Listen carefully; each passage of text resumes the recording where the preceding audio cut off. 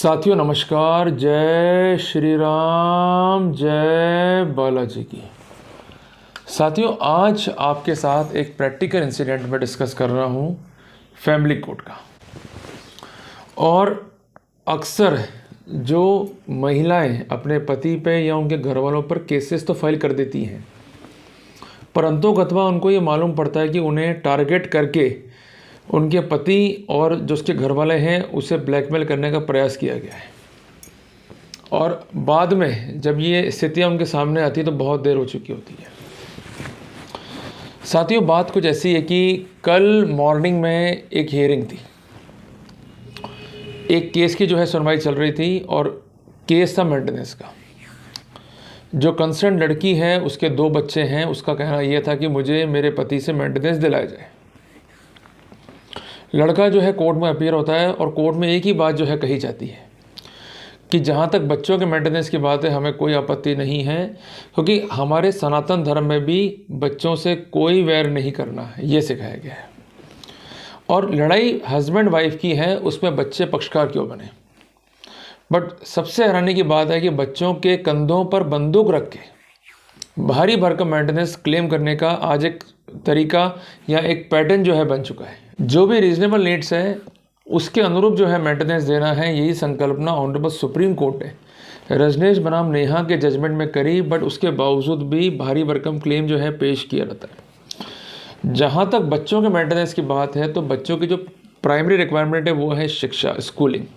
पर स्कूलिंग का मतलब ये नहीं कि माँ उनको बड़े से बड़े स्कूल में दाखिल करा दे और अनावश्यक आपसे खर्चा करवाती रहे। बच्चे की एजुकेशन किस स्कूल में होगी, कैसे होगी, ये सारा का सारा बर्डन पिता पे है। तो उसका एक डिस्क्रिशनरी बेनिफिट है कि वो बच्चे को किस स्कूल में दाखिल कराना चाहता है। इवन कोर्ट भी कंपेल नहीं कर सकते कि बड़े से बड़े स्कूल में दाखिल करवाने के बाद उसकी भारी भरकम फीस को पिता वहन करे। तो जितना आपका जेब अलाउ करता है उतनी ही हद तक आप बच्चे की शिक्षा पे खर्च कीजिए। और आपको एक बात स्पष्ट कर दूं, भारतीय संविधान का अनुच्छेद 21A ये स्पष्ट करता है कि बच्चों का संवैधानिक अधिकार है to get the education. But इसका मतलब ये नहीं कि शिक्षा महंगी हो या ऐसी हो कि बियॉन्ड बजट हो जाए। उदाहरण के लिए कोई पिता मान लीजिए 10,000 रुपये कमाता है या 20,000 महीना कमाता है, तो वो स्कूल की भारी भरकम फीस कहाँ से वहन करेगा। तो उसके लिए ऑप्शन क्या है, सरकारी स्कूल। थोड़ा और अच्छा कमाता है तो एक रीजनेबल एक मीडियम स्कूल वो अफोर्ड कर सकता है। तो जितना आपका जेब अलाउ करे उतना आप बात कोर्ट में कहिए। अनावश्यक रूप से अपने को वहाँ पर बात नहीं कहनी है। जो रीजनेबिलिटी है बाद में उसको अपने को रखना है। क्लियर हो गया। अब आता है क्लोथ एक्सपेंसेस, फूड एक्सपेंसेस। तो वहाँ पर आप कोर्ट से कह सकते हैं कि भाई बच्चे के कपड़े हैं, उसमें प्राइमरी रिक्वायरमेंट है स्कूल के कपड़ों की, जो कपड़े वो रोज़ पहनते हैं उनकी, और जो कपड़े किसी फंक्शंस वगैरह में पहनते हैं उनकी। स्कूल की 2 यूनिफॉर्म साल में लेके देनी है एक पिता को अपने बच्चे को। तो ये तो रीजनेबल खर्चा है ना, क्या दिक्कत है। और जो कपड़े रूटीन के पहनते हैं हम, वो भी एक रीजनेबल एक्सपेंसेस में आ जाते हैं।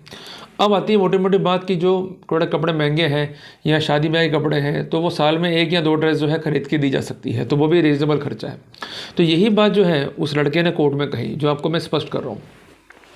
जहाँ तक बात है फूड की, तो फूड की अकाउंटेबिलिटी माँ को पेश करनी पड़ेगी। भाई बच्चे की फूड रिक्वायरमेंट क्या है, वो कितनी दाल कंज्यूम करता है, कितना वो रोटी खाता है, कितना वो चावल खाता है, उसका बेसिक न्यूट्रिशन चार्ट क्या है वो स्पष्ट करना पड़ेगा। कई बार ऐसा होता है कि बच्चों की आड़ में जो लड़की के घर वाले हैं वो एक जॉक की तरह शक करने का प्रयास करते हैं और ये कोशिश करते हैं कि अधिक से अधिक मेंटेनेंस खींचा जाए ताकि हम भी पल जाए। तो लड़की के ऐसे माता पिता धन्य हैं अगर वो ऐसी सोच लेके बैठे हैं। कम से कम जिसके लिए कोई फूड का राइट है, क्लोथ का राइट है या कोई अदर राइट्स कानून में अवेलेबल है, उसे तो कम से कम मत शक करो।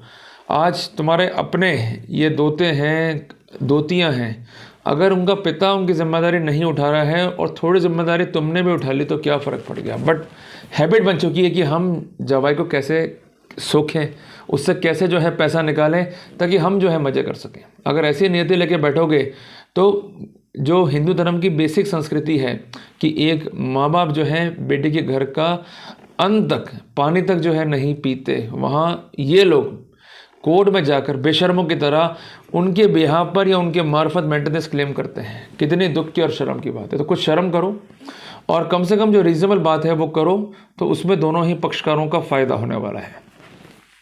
साथियों दूसरी इंपॉर्टेंट बात, जब कोर्ट का हियरिंग पूरा हुआ और सारी स्थितियाँ ख़त्म हुई तो लड़की जो है बाहर आ गई और लड़के से कहते कि मेरे को साथ जाना है। आंखों में आंसू थे। तो लड़के ने एक ही बात कही कि जब तुम्हारे पिता ने मुझे थाने बुलवाया, क्योंकि लड़की के फादर जो है खुद पुलिस में है, उसको बेइज्जत करवाया, उससे गाली गलौज किया, इवन उसे 1 घंटे तक कस्टोडियल इंट्रोगेशन का पार्ट बनाया गया और उसे कुछ टाइम के लिए जो हवालात है थाने के ऊपर उसमें रखा गया। तो ये क्या इंडिकेट करता है कि वो हर संभव प्रयास ये कर रहे थे कि कैसे ना कैसे करके लड़का जो है जेल में पहुंच जाए और उससे भारी भरकम राशि जो है वसूल की जा सके। लड़का जो है इस केस में गवर्नमेंट जॉब में था। दूसरी इंपॉर्टेंट बात, जब थाने पे लड़की आई तो बड़ा हंस रही थी, उसकी बहनें हंस रही थी कि अब लेंगे जीजा जी के मजे। उस समय इनकी तो हंसी रुकी नहीं रही थी। पर जब 3 महीने बाद उनको रियलिटी मालूम पड़ा कि कोई मेरे साथ नहीं है, सब मेरा साथ छोड़ के भाग गए, तो लड़की को अब मालूम पड़ा कि पति की वैल्यू क्या होती है। तो उसकी क्या वैल्यू है आपको पता नहीं होती है, पर जब वो चीज़ आपसे बहुत दूर चली जाती है तो उसकी वैल्यू आपको रियल में जो है मालूम पड़ती है। 40% मामलों में मैं दावे से कह सकता हूँ कि डिस्प्यूट छोटे मोटे होते हैं, पर घर वाले और कुछ समाज कंटक लोग उसमें आग लगा के और उसमें घी डाल के उस परिवार को बिगाड़ने में कोई कमी जो है वो नहीं छोड़ते। और लड़कियां भी उनकी हाँ में भरती रहती हैं और उनको मालूम पड़ता है 3 से 4 महीने बाद कि उन्होंने क्या अनर्थ कर दिया।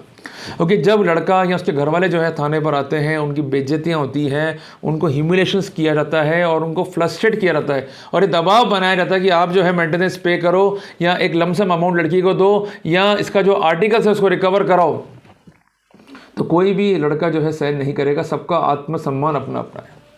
साथियों, लड़की बाहर रोती रही और ये जो बात लड़के ने उसको बताई वो सुनती रही। लड़की की हैबिट थी गालियां बकना अपने पति को, इवन फ़ोन के ऊपर भी। उसका जो भाई है वो उसका भी बाप निकला। इतनी गालियां कि आप सहन भी नहीं कर सकते हो। ज़रा सोचिए, हमारे धर्म में जहाँ एक और पति को परमेश्वर माना गया है, वहीं लड़की और उसके घर वाले लड़के को गालियाँ बक रहे हैं माँ बहन की। और ओपन लड़की जो है अपना एक परफॉर्मेंस जो है दे रही है रील बना के इंस्टाग्राम पे कि टक्कर को वकील कर ले। जब ये बातें होती हैं और रिकॉर्ड पर आती हैं तो क्या बीतती है लड़कों पे। भाई माना हम लड़के हैं, माना हमारी खुशियाँ मायने नहीं रखती, पर हमें भी दर्द होता है। अगर हमारी कदर नहीं करोगे तो जो परिणाम उस लड़की को भुगतना पड़ा, संभवतः यह परिणाम अक्सर कई लड़कियों को जो है भुगतना पड़ सकता है। घर में डिस्प्यूट है तो पति पत्नी खुद सॉल्व करें। अगर ये डिस्प्यूट अपने पेरेंट्स के पास लेके जाओगे तो डिस्प्यूट अंतोगत्वा बढ़ेगा और आपका जो है वो घर बिगड़ेगा। और अगर एक बार घर बिगड़ा तो वो कभी नहीं सुधर सकता। और एक बात मैं स्पष्ट कर दूं कि जैसे लड़कियों को लगता है कि हम थाने पहुंच जाएंगे या हम कोर्ट पहुंच जाएंगे तो थाने में बैठा थानाधिकारी या कोर्ट में बैठा जज हमारी हेल्प कर देगा, इस वहम में मत रहना। कोई भी आपकी हेल्प करने के लिए नहीं बैठा है। सब अपना अपना स्वार्थ जो है साध रहे हैं।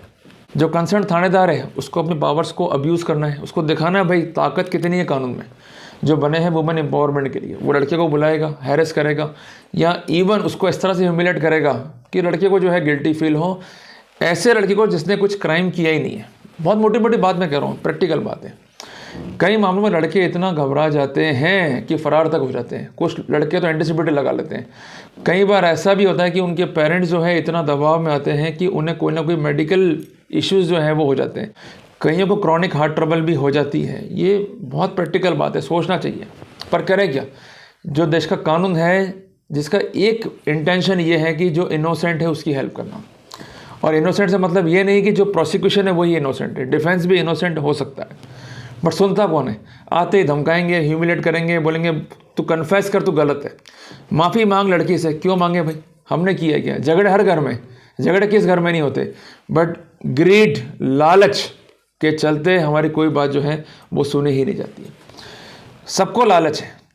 और सबसे मोटी मोटी बात कि लड़कियां ये ट्राई करती हैं इनिशियल स्टेज पे कि रिपोर्ट के साथ साथ एफआईआर भी दर्ज की जाए ताकि लड़के को अधिक से अधिक जो है अरेस्ट किया जा सके। जैसे इस केस में भी था कि जो मर्जी आरोप लगा दिए, इवन आरोप लगा दिए मॉडेस्टी के, इवन आरोप लगा दिए अननेचुरल सेक्स के, इवन आरोप लगा दिए अश्लील वीडियो क्लिप बनाने के। पर जिसने क्राइम किया ही नहीं है उस पर इतने आरोप क्यों? आरोप लगा दिए, उसके साथ साथ बयान भी दे दिए। अब जरा सोचो कि बगैर कोई एविडेंस के सिर्फ बयानों के बेसिस पे पुलिस जो है लड़की को तुली हुई थी हैरेस करने पे। वो तो शुक्र है कोर्ट से उसकी बेल हो गई, अदरवाइज ये लड़का इतना ह्यूमिलेट होता, इतना हैरेस होता जिसकी कोई सीमा नहीं होती। और ये उस लड़के की कहानी नहीं है, ये आप सबकी कहानी है कि ऐसा ही हो रहा है कि इनको जॉब है कि हम एफआईआर कटा देंगे, रिपोर्ट लिखा देंगे तो लड़का सीधा हो जाएगा। वो सीधा नहीं होगा, आप अपना घर खराब करने जा रहे हो। फिर यार यदि कोर्ट में डोमेस्टिक वायलेंस वाला केस लगा दिया, उस पर भी आरोप लगा दिए। और इसके साथ साथ जो ये कार्यकलाप थे, गालियाँ बकना, तंग करना, लड़के को मारना पीटना, अब्यूजिंग करना, घर से अलग हो जाओ, मकान मेरे नाम कर दो, एफडी कर दो, सिक्योरिटी कर दो, ये क्या नाटक है? घर नहीं बसाना, नहीं चलाना तो शादियाँ मत करो, और शादियाँ करनी है तो शादियाँ निभाना भी सीखो। लालच के चलते धर्म और शादियों से और संस्कृति से खिलवाड़ मत करो भाई, नहीं तो बहुत दिक्कत आ जाएगी। लोग डर रहे हैं शादियाँ करने से कम सोचना चाहिए कि आज आंसू बहाकर हम लड़के को ये जता रही हैं कि हमें वापस ले जाओ, हमसे गलती हो गई, आइंदा गलती नहीं होगी। अगर यही बात उस समय कह ली होती तो घर नहीं बिगड़ता। खैर वहाँ पर तो पक्षकार जो है अपने अपने घर चले गए। कोर्ट ने जो है वापस एक तारीख दी है मीडिएशन के लिए, बट मोटी बात है कि कोर्ट कितने मीडिएशंस कर ले, वकील कितने ही समझाइश कर ले, पर ये घर नहीं बच सकता।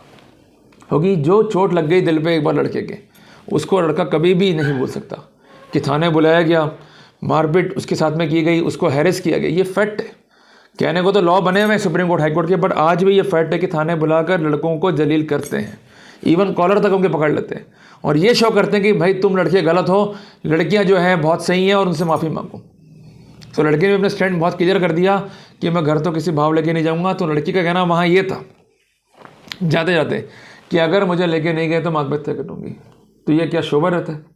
मतलब लड़की गलती नहीं मान रही है, सिर्फ ये जता रही है कि मुझे लेके जाओ, मैं तुम्हारी जिम्मेदारी। परंतु कथवा लड़की को यही एडवाइस किया कि भाई तुम्हारा जो भविष्य है ना तो मेरे हाथ में है, ना ही अपोजिट वकील के हाथ में है, ना ही जज के हाथ में है। गलती हुई है, गलती मानो, बालाजी के मंदिर जाओ, उनसे अरदास करो कि अब इस घर को सिर्फ वो ही बचा सकते हैं, हमारे हाथ में कुछ भी नहीं है। क्योंकि जो कुछ भी उन्होंने दिया उसकी आपने कदर नहीं करी, घर बिगाड़ दिया अपना खुद नहीं, और अंतोगत्वा आप रियलाइज़ कर रहे हो। तो बेटर है कि उनसे माफ़ी मांगो, उनको विश्वास दिलाओ और उनके मार्फत अपने पति को विश्वास दिलाओ। एक सामाजिक मीटिंग करो कि आइंदा ऐसे गलती नहीं होगी, तो कम से कम घर बसने की एक पॉसिबिलिटी हो सकती है। अदरवाइज़ इस लड़की ने या अमूमन हर लड़की ने घर बसाने के सारे प्रयास ही ख़त्म कर दिए। तो कुल मिला के मेरी हर एक लड़की से गुजारिश है, भाई डिस्प्यूट छोटे मोटे हैं, डिस्प्यूट सिमट सकते हो तो समेट लो। अगर सोचते हो कि अपने माता पिता के दम पर हम डिस्प्यूट थाने पर ले आएंगे, कोर्ट में ले आएंगे और लड़के को हैरेस कर लेंगे और फिर घर बसाने की बात कहेंगे और टसुए भालेंगे, कुछ नहीं होगा। घर बिगड़ना वह निश्चित है।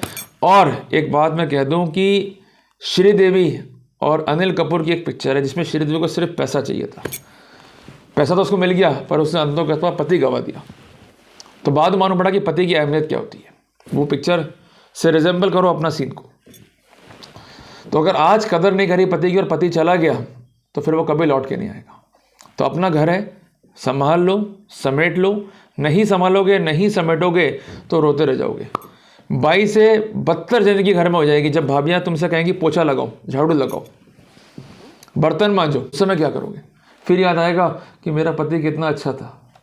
घर में आए दिन जलील किया जाएगा आपको अपने पीहर में, आए दिन जो है आपके बच्चों के साथ जो है भेदभाव किया जाएगा। तो कहना आसान है पर जो पिता का साया, जो पति का साया है, उसको आपका भाई और आपकी भाभी या अन्य घर वाले कॉम्पनसेट नहीं कर सकते हैं। तभी वक्त है लड़कियों, समझ जाओ, जो तुम्हें मिसगाइड कर रहे हैं उनके बंधनों को तोड़ दो। तुम्हारे वकील सिर्फ तुम्हारे मार्फत पैसा कमाना चाहते हैं, उनको तुमसे कोई मतलब नहीं है। और ये बिल्कुल रियल कंटेंट है। और जब बहुत देर हो जाएगी तो वापस लौटने के समस्त दरवाजे जो है बंद हो जाएंगे। अगर इनिशियल स्टेज पर हो, झूठा मुकदमा करने की सोच रही हो तो मत करो मेहरबानी करके। घर बिगड़ते जा रहे हैं और वैसे भी सबसे ज़्यादा तलाक जो है हमारे ही धर्म में हो रहे हैं। मैं बात कर रहा हूँ हिंदू धर्म की, क्योंकि जो कानून बने हुए हैं वो घर को जो है तोड़ रहे हैं, भेद रहे हैं। आज फैमिली कोर्ट में क्या हो रहा है? सिर्फ एक बिजनेस बन गया कि लिटिगेशंस कर दो, पैकेज लेके आ जाओ केसेस के, और अमाउंट जो है क्या देना है क्या नहीं देना वो तय कर लो और हो गया इतिश्री। मतलब जहाँ मीडिएटर्स की ड्यूटी है घर बसाने की, वो धंधे में लग गए हैं कि भैया क्या बैठेगा मामला, कैसे बैठेगा जी, कितना रुपये दोगे जी इसको। और कोर्टें भी कहती हैं कि हम लड़कियों को कंपेल नहीं कर सकते हैं साथ रहने के लिए। बड़ा दुख होता है। कहने को जज है, कहने को फैमिली कोर्ट है, बट घर कैसे बसाएं इसका प्रैक्टिकल सॉल्यूशन उनके पास में नहीं है। या अगर अलग भी होना है तो सॉल्यूशन नहीं, बस लड़ते रहो लड़ते रहो। कई कोटों का ट्रेंड है कि खर्चा लमसम बांध दो या खर्चा जो है बड़ा बांध दो, लड़का परेशान होगा, राजीनामा अपने आप कर लेगा। ये कोई बात नहीं हुई है भाई। कानून का भय दिखाकर आप किसी पर दबाव तो बना सकते हो, कंट्रोल तो कर सकते हो, बट ये फैसला नहीं है, केवल डिस्पोजल है। ठीक है, लड़के को जो है कॉन्सिक्वेंस फेस करने, मरता क्या नहीं करता, अमाउंट जमा कराएगा, नहीं तो कहाँ जाएगा। बट ये रियल में जस्टिस नहीं है। जो कानून की संकल्पना है, justice must not be done, it must be seem to be done, उसको संकल्पित करना होगा भाई। तो इसलिए मेरी गुजारिश ये है कि घर बसा लो, बिगड़ेगा तो फ़ायदा वकीलों को है, आप लोगों को नहीं है। धर्म संस्कृति का नाश होगा, उससे अलग। मेरी बातें यद्यपि आपको व्यथित कर सकती हैं, बट जो रियल बात थी, जो दिल की बात थी, सामने रख दी। दुख होता है जब एक परिवार टूटता है कोर्ट में जाके, दुख होता है कि बच्चे जो है बिलखते हैं, उनकी आंखों में आंसू होते हैं, उनके पेरेंट्स उनके सामने अलग हो रहे हैं। ज़रा पूछो उन बच्चों से जिनके माँ बाप नहीं है, बेचारे इनके माँ बाप हैं पर ऐसा फील करवा रहे हैं कि इनके माँ बाप ही नहीं है। तो कुल मिला के मेरी बात को बहुत सीरियसली ले लेना, घर मत तोड़ो। यही रिक्वेस्ट के साथ मैं बार बार आपसे जो है प्रार्थना कर रहा हूँ, घर बिगड़ेगा तो बिगाड़ो, किसी को कोई फ़र्क नहीं पड़ता है। तो साथियों, मेरी बात अगर आपको समझ में आई तो कोशिश कीजिएगा कि बालाजी से प्रार्थना करके, उनसे शक्तियाँ ग्रहण करके आप मेरी हर एक बात का जो है अनुपालन करें, उसे अनुसरण में लें और घर ना बिगड़े, ये सार्थक प्रयास करें। और अगर साथ में नहीं रहना है तो बिना आरोप लगाए शांतिपूर्वक अलग हो जाओ। ये कमीशन माजी के चक्कर में जो दलाल घूम रहे हैं कोर्ट में, इनसे बहुत दूर रहो भाई, क्योंकि ये आरोप लगा तो लेते हैं पर जो संस्कृति का नाश है वो कितना कर रहे हैं। आज हम कहते हैं इंडिया में हम सेफ हैं, पर यही लोग जो हैं लड़की की क्या इमेज कोर्ट में पेश करते हैं कि लड़की अपने ससुराल में सेफ ही नहीं है। ससुराल में उसका देह शोषण हो रहा है, उसके साथ अननेचुरल सेक्स हो रहा है, उसके साथ गुदा मैथुन हो रहा है, ओरल सेक्स हो रहा है। क्या है नाटक ये। तो इसलिए मेहरबानी करके ऐसे आरोप मत लगाओ जिससे धर्म संस्कृति का नाश हो। साथियों, अगर आपको टॉपिक अच्छा लगा तो इस वीडियो को अधिक से अधिक शेयर कीजिएगा। साथियों, जल्दी मिलते हैं एक नए टॉपिक के साथ, पर जाते जाते एक प्रार्थना करना चाहूँगा कि नियमित बालाजी की भक्ति किया करो और नियमित जो है महाकाल की भक्ति करो। इससे बहुत अच्छी एनर्जी घर में आएगी, पॉजिटिव एनर्जी जो है घर में आएगी। और कुल मिला के जो दुष्ट लोग हैं, जो पैसों के लिए संस्कृति से खिलवाड़ कर रहे हैं, उनसे जो है आपको मुक्ति मिलेगी। और जब बालाजी खुद बैठे हैं तो फिर हमें टेंशन लेने की कोई ज़रूरत नहीं है। क्लियर है? तो साथियों, बस मेहनत करो, अपने कर्म क्षेत्र में लगे रहो और नित्य आगे बढ़ो, यही मेरी प्रभु से प्रार्थना है। तो साथियों, जल्दी मिलते हैं एक नए टॉपिक के साथ। टिल देन, जय हिंद, जय भारत, जय श्री राम, जय बालाजी की।